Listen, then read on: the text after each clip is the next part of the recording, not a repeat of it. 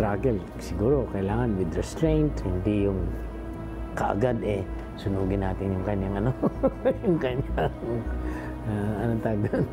Strategy. Wala muna, walang ganon.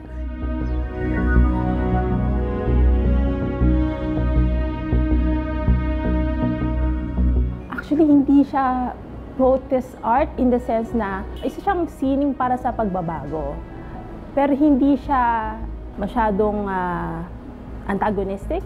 It's a message of hope, mensahe para ng pag-asa na makakamit nila itong mga pagbabago na ito. Dadalhin ito ng mamamayan sa kalsada, sa napakalaki, higanteng rally, marcha sa Commonwealth Avenue patungong Batasan. Ito yung mensaheng dala-dala ng mamamayan.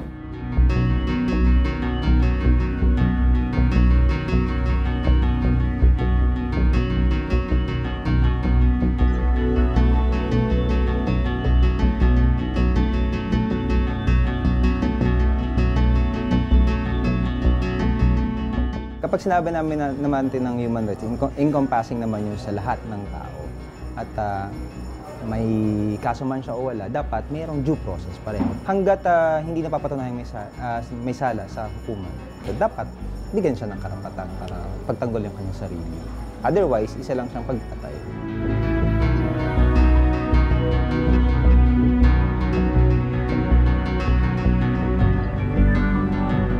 So parang challenge sa aming mga artists kung paano i-visualize yung panawagan ng taong bayan. Hindi lang yung galit.